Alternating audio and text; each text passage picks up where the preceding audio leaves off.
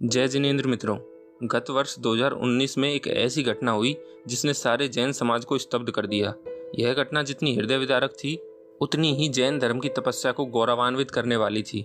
पूज्य साध्वी जी ने कठिन उपसर्ग झेला और फिर भी वे विचलित नहीं हुई। उन्होंने धर्म के प्रति अपनी आस्था नहीं छोड़ी। यह घटना इतनी दुखद है कि हो सकता है सुनते सुनते भावुक होकर आपकी आंखों से आंसू छलक जाएं। हम बात कर रहे हैं पूज्य साध्वी सुनेमती माता जी की। पूज्य साध्वी सुनेमती माता जी पूज्य आचार्य श्री विद्यासागर महाराज की शिष्या हैं। साध्वी जी ने 40 साल पहले मध्य प्रदेश के मुक्तागिरी जैन सिद्ध क्षेत्र में ब्रह्मचार्य व्रत लिया और 23 साल पहले 6 जून 1997 को आर्य का दीक्षा ग्रहण की। यह घटना 27 दिसंबर 2019 की है, जब पूज्य साध्वी सुनेमती माता जी मध्य प्रदेश राज्य के छतरपुर जिले के नयनगिरी जैन तीर्थ स्थल में विराजमान थी।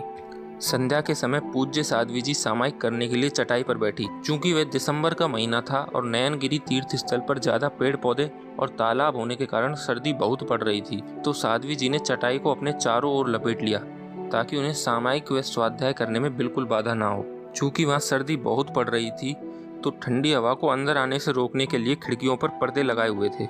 वहाँ एक श्राविका ने ठंड बढ़ने के कारण सिगड़ी जलाकर कमरे में रख दी ताकि जब साध्वी जी की सामायिक पूर्ण हो जाए तो वह उनकी सेवा कर सके। इस सेवा भाव से श्राविका सिगड़ी रखकर कमरे से बाहर चली गई ताकि साध्वी जी की तपस्या में कोई बाधा ना हो। उसके बाद एक हवा का झोंका जलते हुए अंगारे को खिड़की पर लगे पर्दे पर ले गया। उस पर्दे ने अंगारे के कारण आग पकड़ ली। यह आग फैलती फैलती चटाई तक पहुंच गई। कुछ समय बाद साध्वी जी की चटाई ने भी आग पकड़ ली, लेकिन आग साध्वी जी को विचलित नहीं कर पाई। साध्वी जी इस काल बनी आग के सामने भी उसी तन्मयता के साथ सामायिक जारी रखती हैं। साध्वी जी ने इतने कष्टों के बाद भी सामायिक को छोड़ना स्वीकार नहीं किया। कुछ ही देर में माता जी के वस्त्रों में भी आग लग गई और उनका 90% तक देह जल गया। जब उन्होंने चटाई को हटाने का प्रयास किया तो उनकी स्किन भी चटाई के साथ चिपक कर हट गई। लेकिन इतने कष्टों के बावजूद साध्वी जी अपनी साधना से खड़ी नहीं हुई और शांत भाव से बैठी रही।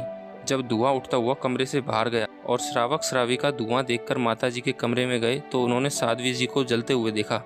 वे साध्वी जी को सागर के भाग्योदय हॉस्पिटल में ले गए। सुनेमती माता जी का देह 90% तक जल चुका था, तो उन्हें पता लग गया कि अब उनका देह मुश्किल ही जीवित रहेगा। इस कारण इतने उपसर्ग के बाद भी वे समाधि की कहती रही। साध्वी जी ने अंतिम समय तक जाप व मंत्रों का उच्चारण किया। वे अपने अंतिम समय तक पूर्ण चेतना में रही। पूर्ण चेतना में रहते हुए उन्होंने सभी से क्षमा याचना की।